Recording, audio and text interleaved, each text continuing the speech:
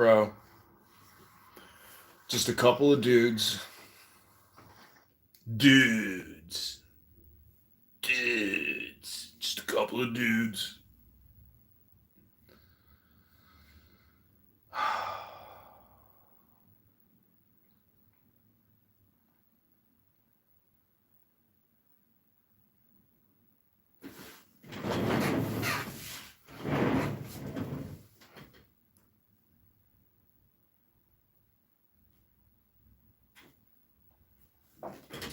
Okay, may this quick little reading be of a blessing to you. I hope you enjoy it. This is from the Masonic letter G by Dr. Paul Foster Case. I'm just going to go to a random page. Actually, let me go to the Kabbalah section. Kabbalists say this tree contains three pillars that on the observer's right, consisting of the Sephiroth number 247, is named the pillar of mercy after the fourth Sephirah, Chesed, mercy. The pillar on the left side of the tree is called the pillar of strength. After the fifth Sephirah, Geburah, the Hebrew noun most often used for strength. This pillar consists of the three Sephiroth number 3, 5, and 8. The third pillar is midway between the other two and is composed of the Sephiroth 1, 6, 9, and 10. Kabbalists call it pillar of mildness because it is said to be the balancing influence between the other two. So these are the 10 Sephiroth. 1, Kether, crown. 2, Chokmah, wisdom. 3, Binah, understanding. 4, Chesed, mercy. 5, Geburah, strength. 6, Teferath, beauty. 7, Netzach, victory. 8, Hod, splendor. 9, Yesod, foundation. 10, Malkuth, kingdom.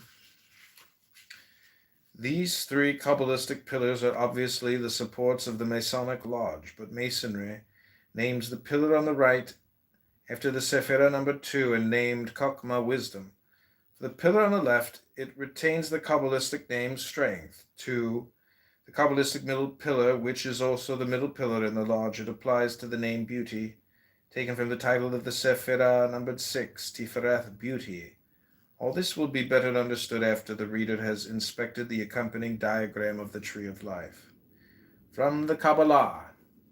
Freemasonry has also borrowed the method of using letters to represent numbers and numbers to represent words. Mackey says this device was frequently employed by the inventors of the higher degrees, such as those now included in the Scottish Rite. He might have added that it is one of the most important clues to the real secrets of the first 3 degrees constituting the Blue Lodge, everywhere conceded to be the foundation of the whole Masonic structure. Nothing can be much farther from the truth in the supposition that the so-called higher degrees confer any essential secret that is withheld from Blue Lodge Masons. All the mysteries of Freemasonry are synthesized in the 3 primary degrees. The higher degree is no more than the elaboration and exemplification of what is communicated to the entered apprentice, the fellow craft, and the master mason, and the number letter system of the Kabbalah is the key that unlocks this essential mystery. The same device provides us also with the only clue to the real meaning of this many obscure passages in the Bible. It solves the enigmas of the Old Testament and elucidates the dark sayings of the New, for it was utilized by the writers of both sections of that library of wisdom which lies open on Masonic altars. This device came into use among the Hebrews and the Greeks because when the Bible was composed, neither nation knew anything of the Arabic numerals. They employed the letters of their alphabets to represent numbers. The first 9 letters of the Hebrew alphabet are the digits 1 through 9, the next 9 the tens from 10 to 90, and the last 4 letters stand for the hundreds from 100 to 400. To 5 special forms known as Kap final, Mem final, Nun final, Peh final, and Zadi final, which are always used when any of these letters comes at the end of a Hebrew word. They assigned the hundreds from 500 to 900. Thousands were indicated by writing a letter larger than the others. The Greeks used a similar device, but as their alphabet contains only 24 letters, the highest number represented by a single character was 800, corresponding to Omega, The modern Greek alphabet also has no character for the number 6, but the Greeks indicated it by an ancient character known as the digamma, or double gamma, which had the value of 6 because gamma itself is 3, so that a double gamma would be twice 3, or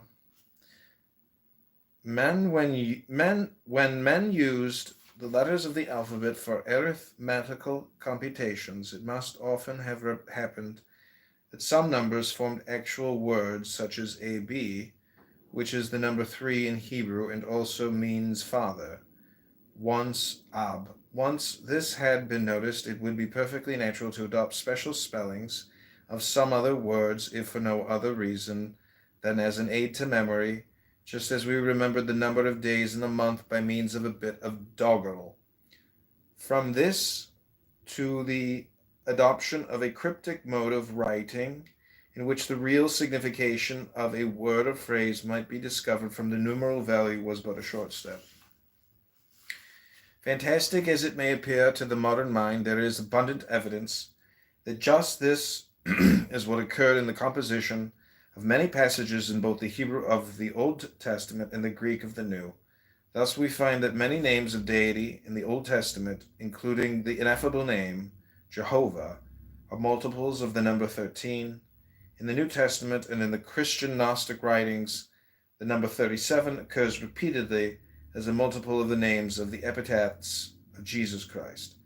The most familiar example of the use of the number letter system is in Revelation 13, where we read, "And he causes all, the little and the great, the rich and the poor, and the freemen and the bondmen, that they should give themselves a mark on the right hand or on the forehead, so that no one may be able to buy or sell unless he has the mark, the name of the beast, or the number of his name. Here is wisdom. Let him who has understanding compute the number of the beast, for it is a man's number, and his number is 666. Emphatic Diaglott translation. In this passage, the number 666 is written with 3 characters, the letter X or Chi for 600, the letter EZ for 60, and the digamma R for 6. In the opinion of the best biblical scholars, says the Encyclopedia Britannica, the primary signification of this number, whatever else it may mean, has to do with the Roman Emperor Nero, whose name was written in the rabbinical Hebrew of that period as Neron Kaiser, which adds to 666. Note that the New Testament writer introduces the number with the words, "Here is wisdom," and then says, "Let him who has understanding compute the number." Evidently, he intended what he wrote to be comprehended by a special class of readers to whom such computations were familiar. The rabbinical name for this method of writing and for the interpretation of one word or phrase of the Hebrew Scriptures by another which has the same numeral value is gematria. This is the very Hebrew noun alluded to in our statement that the letter G is the initial of a Hebrew word derived from the Greek noun geometria, geometry. It is assumed too much to suppose that the Hebrew rabbis, when they chose their own name for this cryptic method of writing and of interpreting Scripture, had some definite reason for borrowing the Greek word for geometry and writing it with Hebrew letters. Is it not reasonable to conclude that in selecting this particular term, they intended to hint that many of the more important secrets of the Holy Writ have to do with the number, measure, proportion, weight, and other special relationships? In that Bible of the Kabbalists, the Zohar, there is a long passage explaining the meaning of Genesis 6:8-9, where we read, "Noah found favor in the eyes of God. Perfect was he in his generations." We are not here concerned with the details of the Kabbalistic commentary of this passage. What is to the purpose of our present inquiry is that the Zohar makes one of those who heard the comment say to the teacher, "Your exposition is certainly the right one. This can also be deduced from the measurements of the ark." This is as much as to say that the various numbers and measures mentioned in the Old Testament are clues to an inner meaning. The Kabbalistic method of finding that meaning is to turn the numbers into words and phrases. This is the Kabbalistic geometry or gematria, which affords us clues to the inner meaning of many details of Freemasonry. Gematria enabled the writers of both sections of the Bible to conceal geometrical formulas and measurements by means of words and phrases, or to indicate words by what appear to be merely measurements. Okay, that's all we'll read from that. That's the Masonic letter G.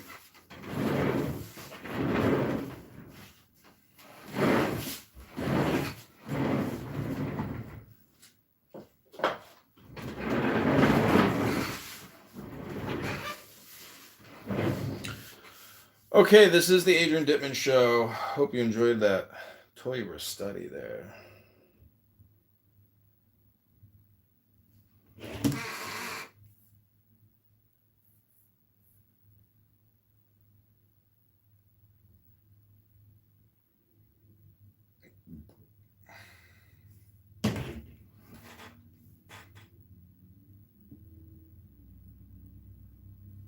Me. Oh, he followed me. He's like, hi, Bushy. You're so good at it. I deleted TikTok. I was like, fuck no. Who muted me? Come up, Earth. Hey, Earth, say hi to L. Hi, Al. Oh, this is Jefferson. So good. So perfect. Shut up, lol.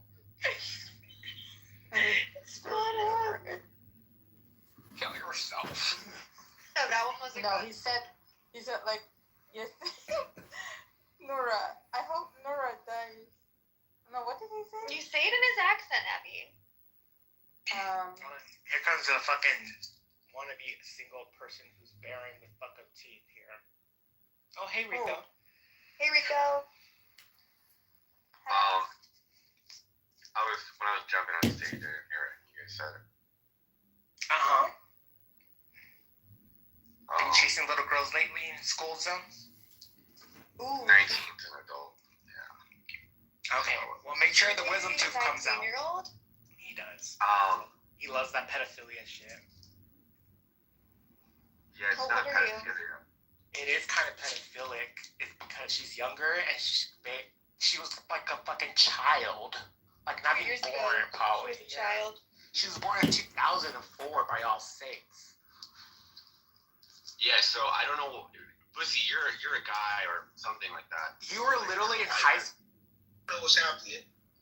These black men have no peer group of the United States of America doing anybody wrong. It's all those crazy Muslims, with their beards and their horses. And, of course, they're suppressing their women and not eating pork chops for breakfast. Right, Sam? Okay.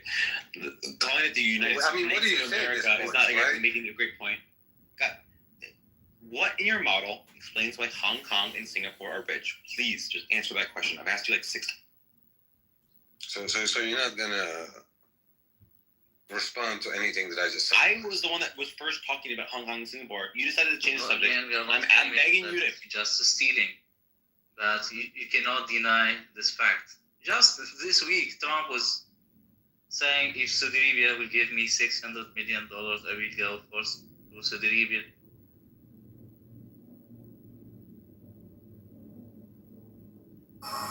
It is McConnell voted. Earth tends to, literally the universe tends to be expert John Mallon. And I And AT&T. John is an expert in physics, and Cora is an expert. Happens because of the laws. excellent. Just on the words from earlier, just a bit of a clarification. I came in. Federal government out of criticizing either some type of video. Big words. Rush. They can feel good like the noise trolls do when they come in and speak their rhetoric or play some music. They get So, let's see, we got about 3 minutes left. Yes, Les? You wanted to give an explanation, Les? what I wanted to say is that You're putting them into it like it just doesn't sound right. So it is a Comments were just people seemingly today have lost the ability to have a comprehension of the meaning of the words that they are using. So it's coming out incoherent, but it might make sense to them. And that might be because of their limited apprehension and comprehension of the language in which they're choosing. The reason why I bring this up is because in the beginning was the word, and just the word logos and what logos actually means. It's, for example, it's basically, here, I'll put reason or the rational principle expressed in words and things, argument, or justification. Please delete your channel, So bro. it's just Please. important for anybody speaking or listening to have a understanding of logos and the meaning and comprehension of the words that they are using. I think is very important. I think it was a great comment, Les, and just wanted to dig into it a little further. Thank you. I appreciate that. And before we move on to Elliot and Earth, there is a related word which nobody has brought up, probably because it's related. It arguably is related to word salad, but arguably not. And the word, I hope I'm pronouncing it right, is Schadenfreude. And here is Alan Shore to explain the definition of Schadenfreude. And after that, we'll go to Elliot and Earth. Schadenfreude. From the German words Schaden and Freude, damage and joy. It means to take spiteful, malicious delight in the misfortune of others. We used to dismiss this as simply an ugly side of human nature, but it is much, much more than that. Recently, a Stanford professor actually captured Schadenfreude on a brain scan. It's a physiological medical phenomenon. When we see others fall, it sometimes causes a chemical to be released in the dorsal striatum of the Yo, Zach, this was my appearance on the Uncle Steve show today. brain, which actually causes Not this part, but coming up. us to feel pleasure. I think you were there when I If you did my watch the trans news or read the papers, which of course you comedy don't because the routine. judge said not to. But if you did, you would see the undeniable, delicious joy of the media and the public over Kelly Nolan's plight. I have no doubt that you want Kelly Nolan to be punished. She married for money, she had an affair, she carried on naked in the pool with her boyfriend. She's cold, materialistic, unlikable. And it might bring you all pleasure to see her go to jail. But as for evidence to establish that she committed a murder beyond all reasonable doubt, it just isn't there. The only possible route to a guilty verdict here is Schadenfreude. Let's move on to Elliot. Good morning, Elliot. Welcome Schadenfreude. to the show. What would you like to talk about? phone home, Elliot, phone home. Elliot going once, Elliot going twice. We'll come back to Elliot. Let's move on. Okay, this was me trolling the Uncle Steve show. Here we go. On to Earth. Good morning, Earth. It's a pleasure to see you on the show. What would you like to talk about? Hi, Steve. Thanks so much for having me here. Yeah, that's done. I know. Communication and hypnosis. And that word salad is like what Shakespeare said. Words, words, words, words, words. And if all you do is use words, and you never listen, and shut up, and you never learn the secret of meditation, you go within to know the truth, that the more you speak, the more you think, the further from the truth you will be, Uncle Steve. Therefore, stop thinking and end your problems. Stop with your word salad, sir. You're addicted to salad. Salad words, words, salad. I am complete. Thank you, Uncle Steve. Thank you. And a first class to the VIP. I think that was somewhat entertaining because it lasted 60 seconds. I have no problem with that contribution to the show. 3 to 5 minutes, I probably would have gotten a headache. But 60 seconds, I think it was Good for the show. Let's try Elliot again. Elliot, are you there? Elliot going once. Elliot going twice. Okay, we'll come. Oh, there we go. Hi, Elliot. I'm getting breakfast with my daughter, so. Does that mean you don't want to speak now, but you want to speak in a little bit?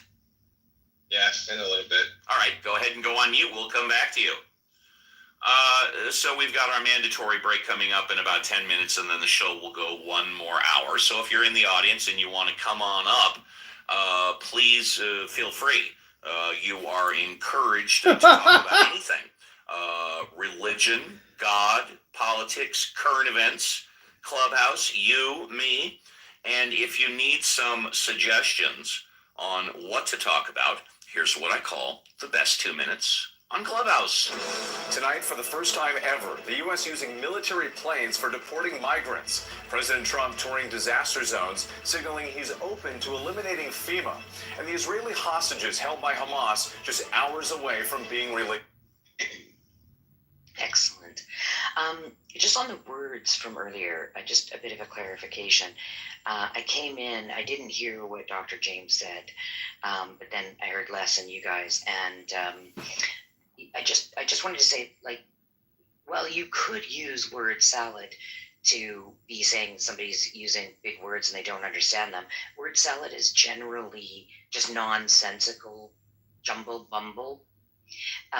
Trying to sound smart using words that you don't know how to use them and putting them in could be a word salad, but more specifically, it's well known to be pseudo-intellectual jargon, right? So you're using big words, you're putting them into it, like it just doesn't sound right. So it is a form of word salad, but I wouldn't say that everyone, if I told somebody, oh, she was talking in word salad, it wouldn't necessarily mean that the person was using big words to sound smart. It would have just meant that it was a mess, right? And I wasn't sure how you connected the word Schadenfreude to that, because Schadenfreude has nothing to do with mumbo jumbo. It has to do with a feeling of pleasure you get from somebody else's pain or misfortune. So I don't know how you linked that and wanted to catch up. You might have missed my introduction to the word Schadenfreude, where I said that a related word, I said it is not a synonym. Well, I didn't say it's not a synonym, but I alluded to that it's not.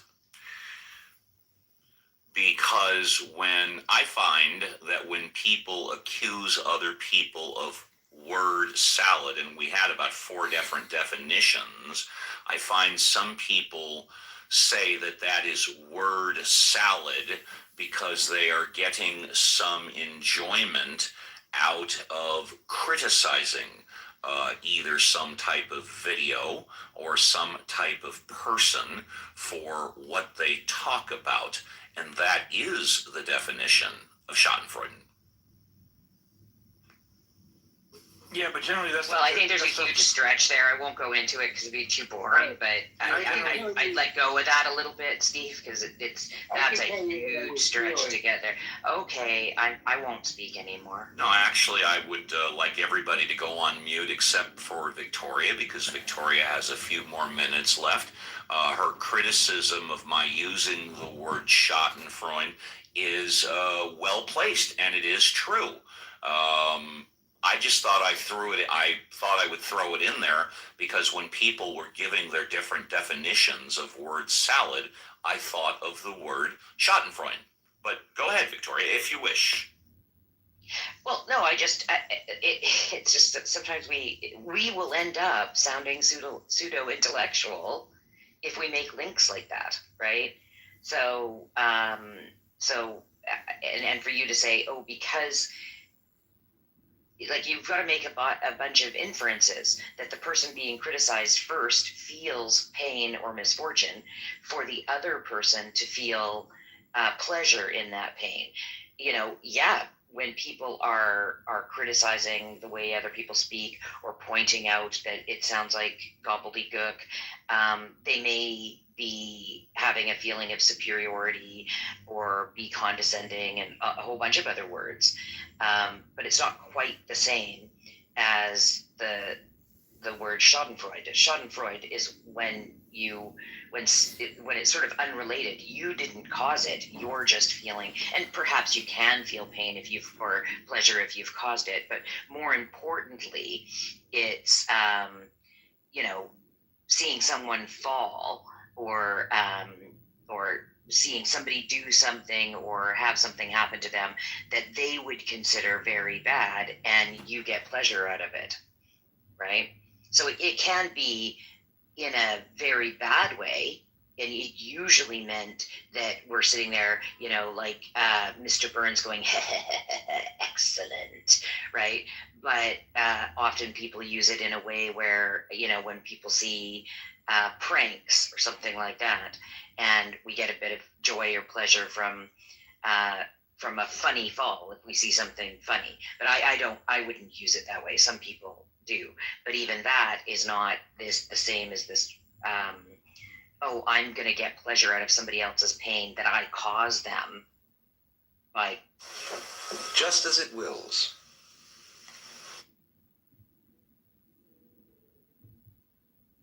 critiquing them.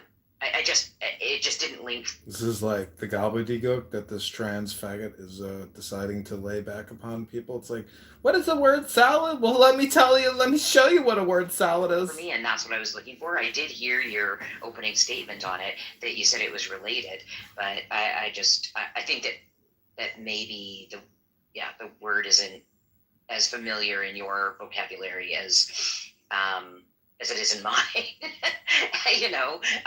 Maybe you just don't use it enough. I don't know, but not that you would need to use it. So anyway, it was just confusing. Word salad. And you've straightened it out. I just disagree, and that's okay. What the fuck did you even say, Victoria? I could be wrong. I could be totally wrong, right? It's okay. You are totally wrong. Okay for us to disagree. Thank you, Victor. I agree with everything that you said. Everything that you said is spot on. I agree with it all. Thank you. Thanks, The show's Victoria. better with you than without you. I saw Ben Mendelsohn come on stage and then he took off. So let's see. We got about 3 minutes left. Yes, Les? You wanted to give an explanation, Les?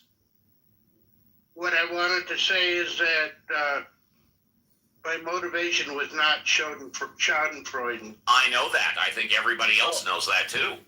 Well, thank you so much. Thank you for clearing that up. JCC, would you like to comment? I see you raising your hand. Yeah, it's in relation to the misunderstanding when people call out someone for using word salad. It's not to, quote unquote, joy in their This is Carlotta. mistakes, right? So it's not Schadenfreude. That's another support what Les was saying. Well, you don't know that for 100% certainty, do you? I said generally, right? So generally. Yeah, there could be somebody that does set someone up to make them use. So I will just go back to what I actually said, which is kind of interesting because it's the more you think, the more you speak, the further from the truth you get. And immediately, Victoria, the trans man, and Carletta, also a trans man, immediately start making word salads about word salads. Salad in a intellectual quote unquote debate to try to make them look not intelligent and get joy and pleasure out of like gotcha moment, right? Fuck, is this my Schadenfreude moment? However, generally speaking, when people recognize someone using word salad, it's not to fulfill their happiness when someone made a mistake. Well, I find, and this is just my opinion, that a lot of people come on to Clubhouse to criticize and argue with others, and I don't believe they would be doing it unless they experienced Schadenfreude. But maybe people disagree with that. I think a lot of people come on to Clubhouse to argue and disagree with other people because it makes them feel good. But that's just my humble opinion. That's not the same thing. Right? No, but that's not the same thing, though. It's not the same thing as Schadenfreude. Yeah. So there's right? don't feel You good can feel at winning it. Yeah, they'll feel good out of winning an argument and get a dopamine rush. They can feel good like the noise trolls do when they come in and speak their rhetoric or play some music. They get a dopamine rush out of that. That is not necessarily schadenfreude at all. So I think you're misusing it, just like Victoria's trying to point out. Yeah, it really does mean something like you've got somebody in your life who you don't really like, but maybe you know them. Maybe it's somebody at work. Maybe it's an ex-spouse or something. And something terrible happens to them.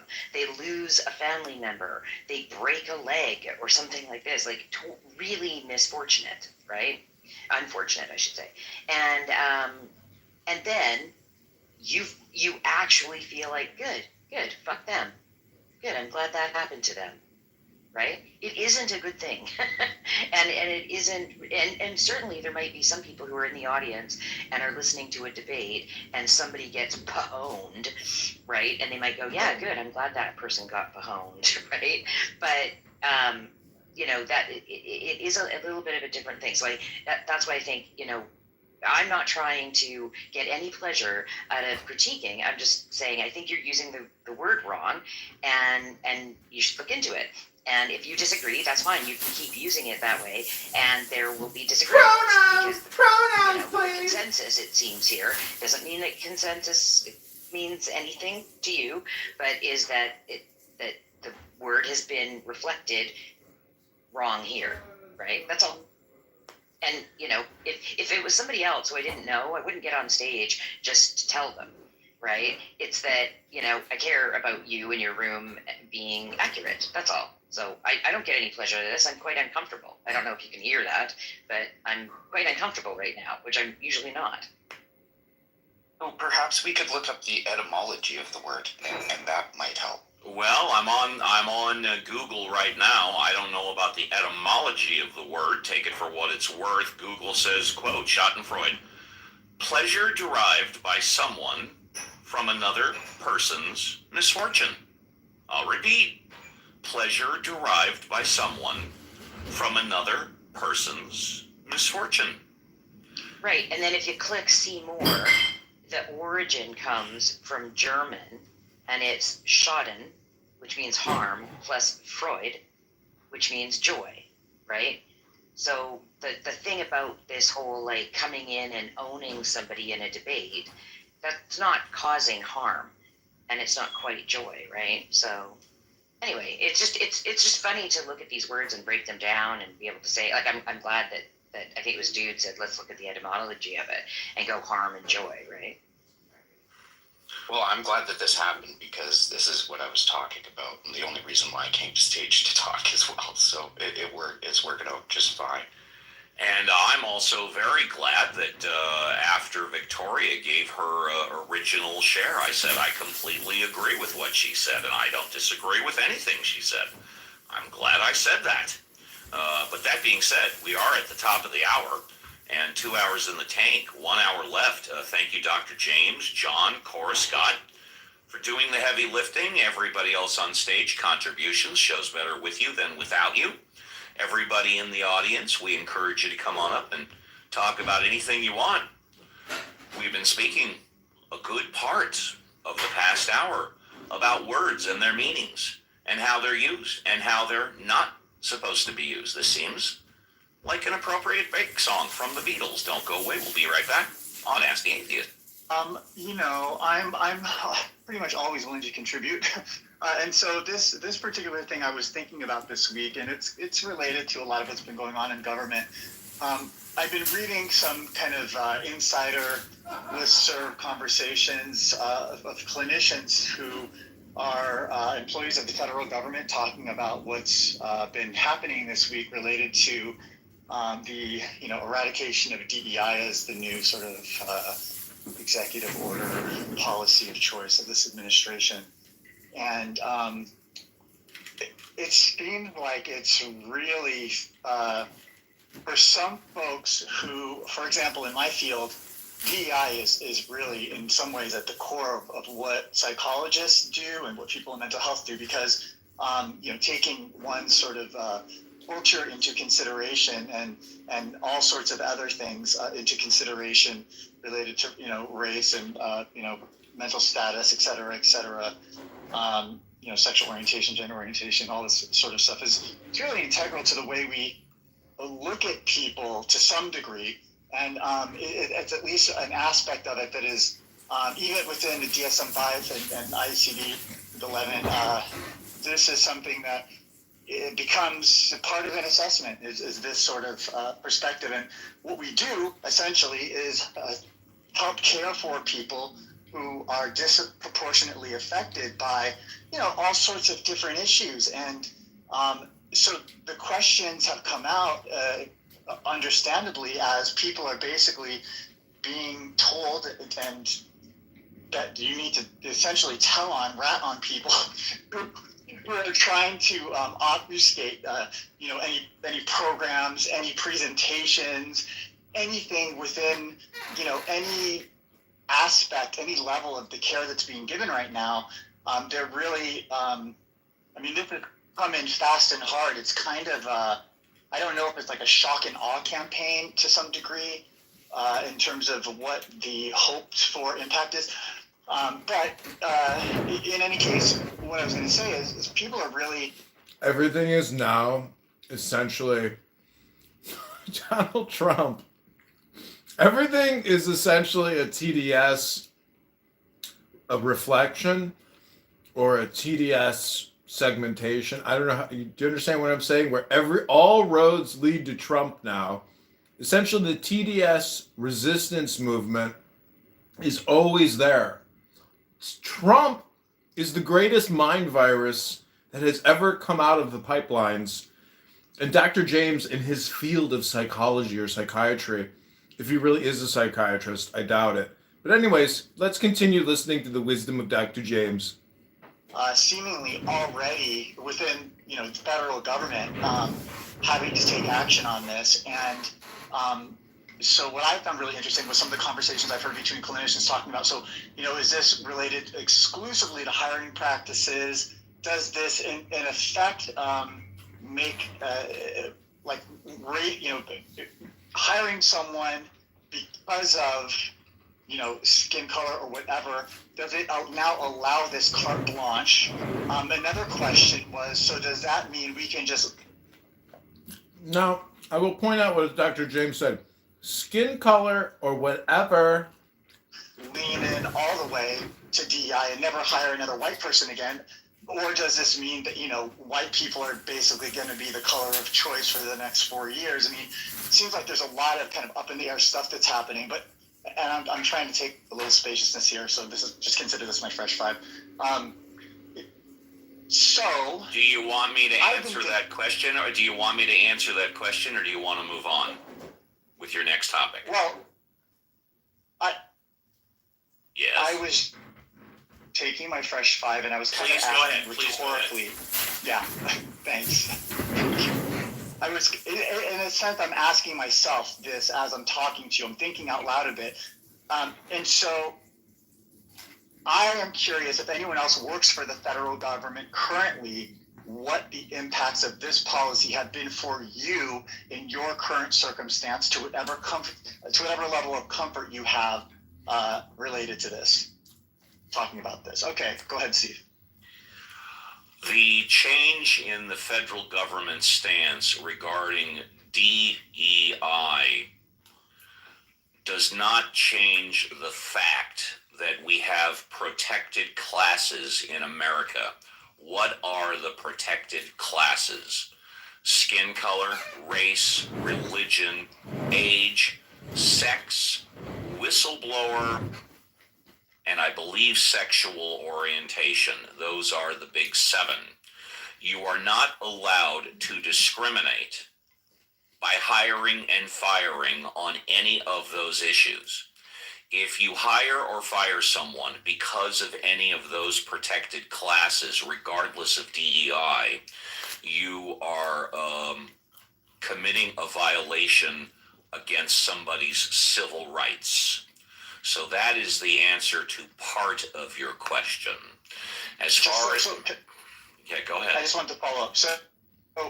So this is also impacting things like if someone has some kind of presentation that they've done on, say, like Is it presentation or presentation? a bias of some kind, or there's all these other sort of nuances and a growing list of terms It's always nuances and growing lists of terms to use. that are, adjacent to this, phrase or idea Adjacent to phrases and ideas. of DEI that are also getting flagged, and they're basically having to, in effect, just destroy it. I mean, it is a pretty extreme. Extreme. I don't know if you muted yourself or if you. No. I stopped there because I only wanted to get a little word in there. Okay. As far as federal employees, and you didn't bring it up, but big corporations. I don't know, maybe it's extreme not to hire on merit, but to hire entirely on gender and skin color. I don't know, maybe it's just me. Maybe that's too extreme. Big corporations in the past couple of months have been steering away and changing their DEI policy, basically eliminating it. Target, Walmart, Amazon. I think Costco is still doing DEI, but McDonald's, a lot of the big corporations are steering away from DEI.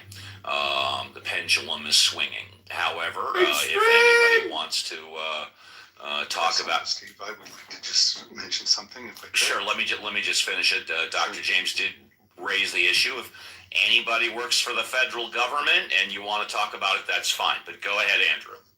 Yeah, I don't work for the federal government, and Costco has on Friday 98% of their shareholders agreed to continue their DEI practices, which is going against the grain of what you were just saying, Walmart, Target. But I did say that Costco was sticking with their DEI. I did say That's that. correct. You did. Yes. Yeah. A percentage there. 98% of the shareholders agreed that they should continue with the DEI.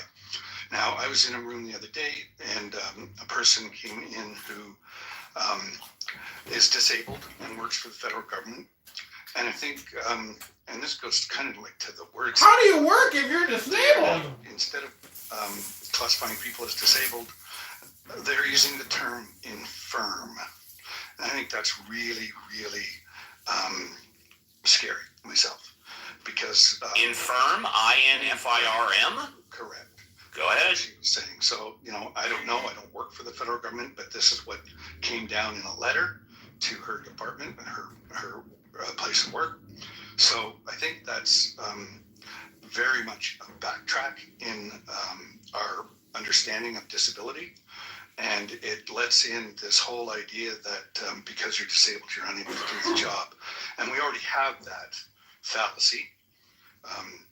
And it's not always spoken out loud, but I know from personal experience, if you go in, I cannot hide my disability. I'm blind, and it's obvious.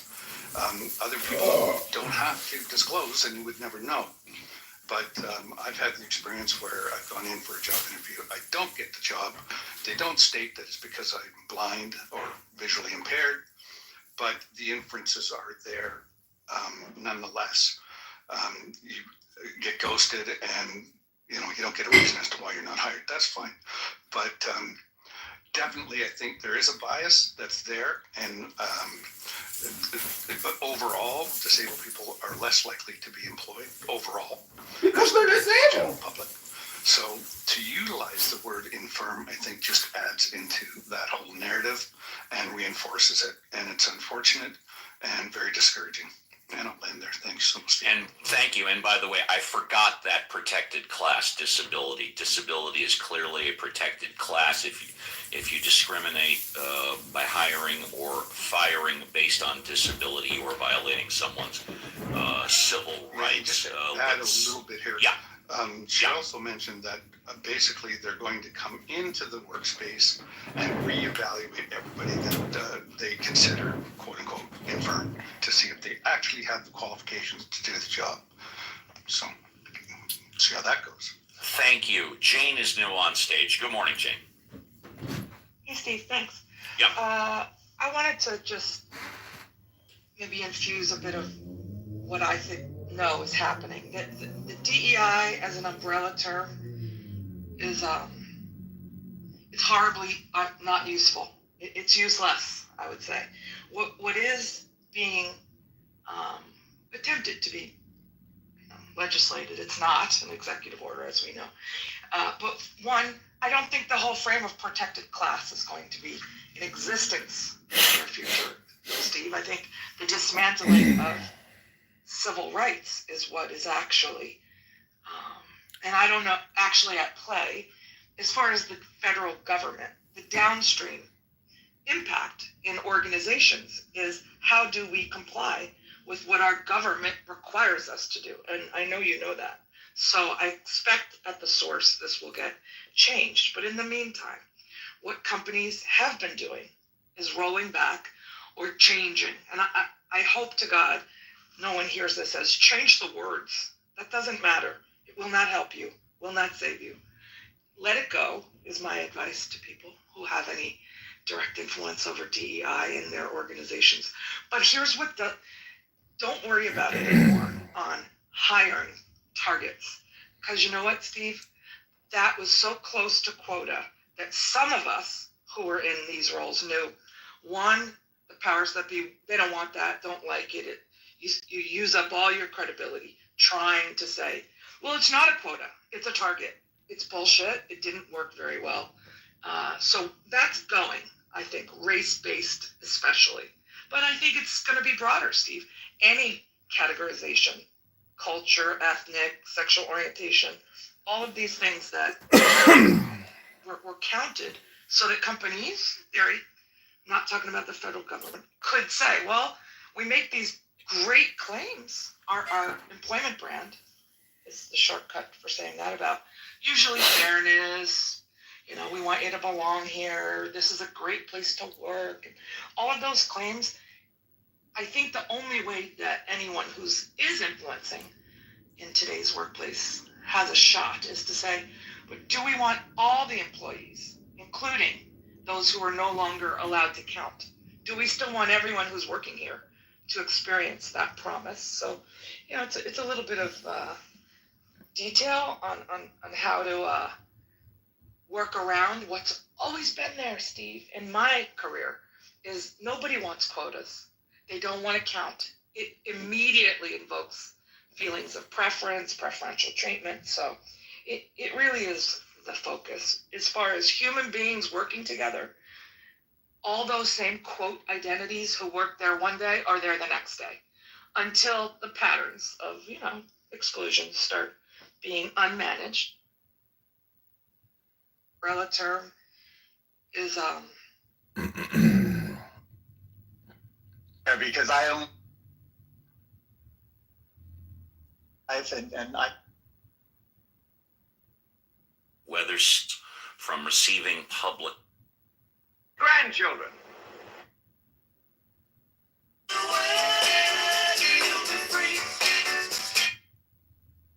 you're derived by some. Disagree, that's fine. You quote unquote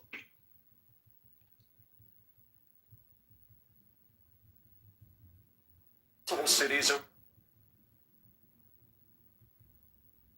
We used to dismiss this as Communication is Once Elliot going twice, we'll come back to Elliot. Let's move on to Earth. Good morning, Earth. It's a pleasure to see you on the show. What would you like to talk about? Hi, Steve. Thanks so much for having me here. And that's done. I know. Communication is hypnosis, and that word salad is like what Shakespeare said. Words, words, words, words, words. And if all you do is use words, and you never listen, and shut up, and you never learn the secret of meditation, go within to know the truth, that the more you speak, the more you think, the further from the truth you will be, Uncle Steve. Therefore, stop thinking and end your problems. Stop with your word salad, sir. You are addicted to salad. Salad words, salad. I am complete. Thank you, Uncle Steve. Thank you. And a first class escort to the VIP. I think that was somewhat entertaining because it lasted 60 seconds. I have no problem with that contribution to the show. 3 to 5 minutes, I probably would have gotten a headache. But 60 seconds, I think it was good for the show. Let's try Elliot again. Elliot, are you there? Elliot going once, Elliot going twice. Okay, we'll come. Oh, there we go. Hi, Elliot. I'm getting breakfast with my daughter, so. Does that mean you don't want to speak now, but you want to speak in a little bit? Yeah, in a little bit. All right, go ahead and go on mute. We'll come back to you.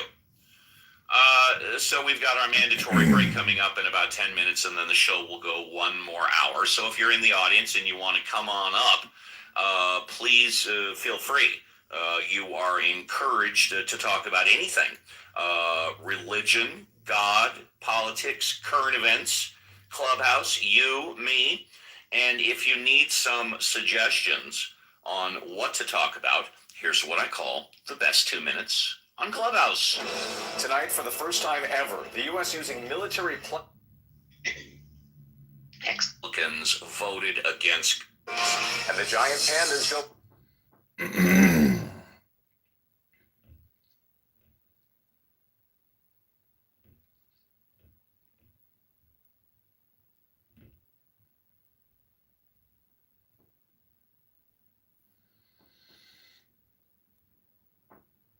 We all admire artists when we say they're unself-conscious. They seem so natural. They seem to dance or paint or talk or play the piano so effortlessly. Of course, a lot of work has gone into it. But if you are a great artist, your so-called periods of practice, when you sit for hours and study your technique on the piano, you will not do that effectively unless it is a pleasure for you. You have to come to the point where going over it again and again is a dance.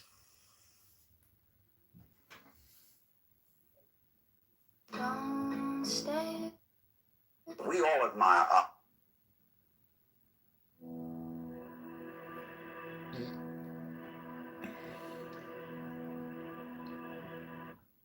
The unconscious is, so to say, the part of experience which is doing consciousness, just as the trough manifests the wave, the space manifests the solid, the background manifests the figure. And so all that side of life which you call unconscious, unknown, impenetrable, is unconscious and is unknown and is impenetrable because it's really you.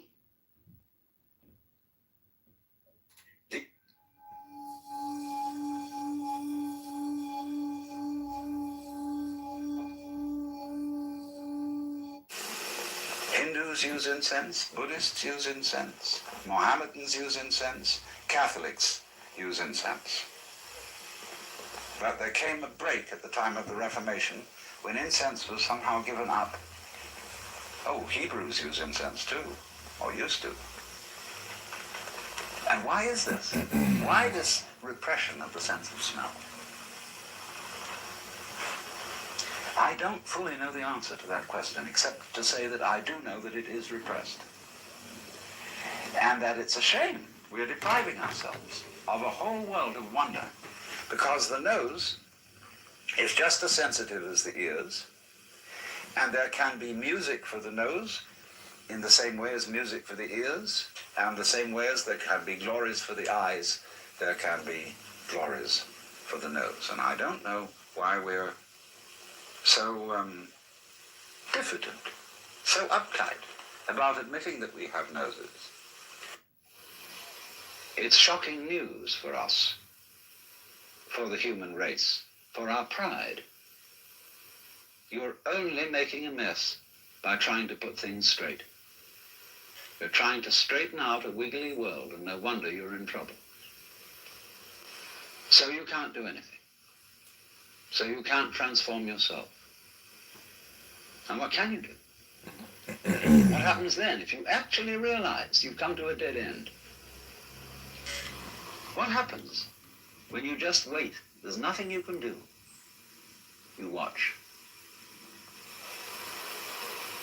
And all you see is what goes on that is happening of itself.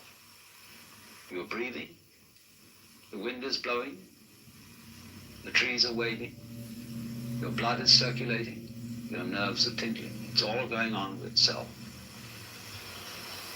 But do you know that's you? That's the real you. The you that goes on of itself.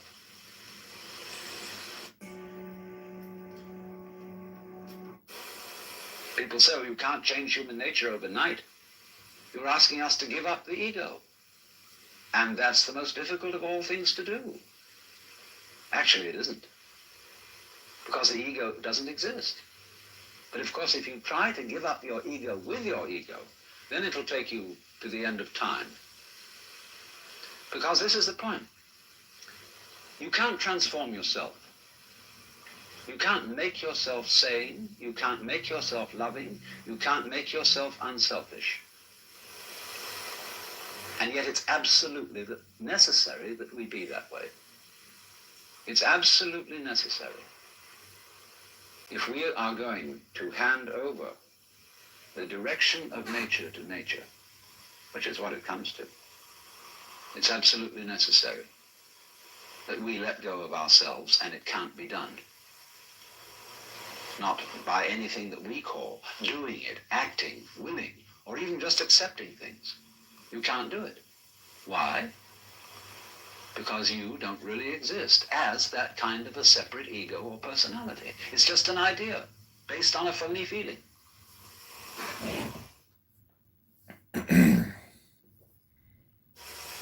People say, well, you can't change human nature overnight. You're asking us to give up the ego. And that's the most difficult of all things to do. Actually, it isn't. Because the ego doesn't exist. But of course, if you try to give up your ego with your ego, then it'll take you. Now, from the moment we were little children, when teachers in class screamed at us, pay attention, we go tight in various ways. Either to see or hear more clearly, to concentrate, or to will something which is supposed to be difficult to do. And that constitutes a habitual tension over the whole body that's there almost all the time. And that feeling of unnecessary tension is, as it were, the material sensation upon which we fasten this concept of I. We hang it on to that feeling. The concept is not us. The feeling of tension is completely phony. It has nothing to do with success in seeing, hearing, or acting. And so we get the marriage of an illusion with a falsehood. And that we call ourselves. And no wonder we feel cut off from everything, alienated, frightened of life and death.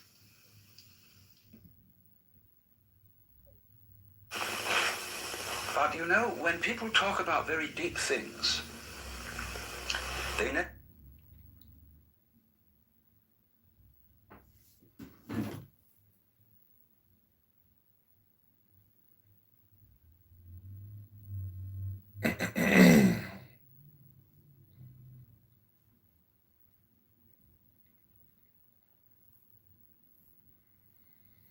For thy guards. On a milk-white ass from over the sea, to me, come with Apollo in bridal dress, shepherdess and pythoness. Come with Artemis, silken shod, and wash thy white thigh, beautiful God. In the moon of the woods, on the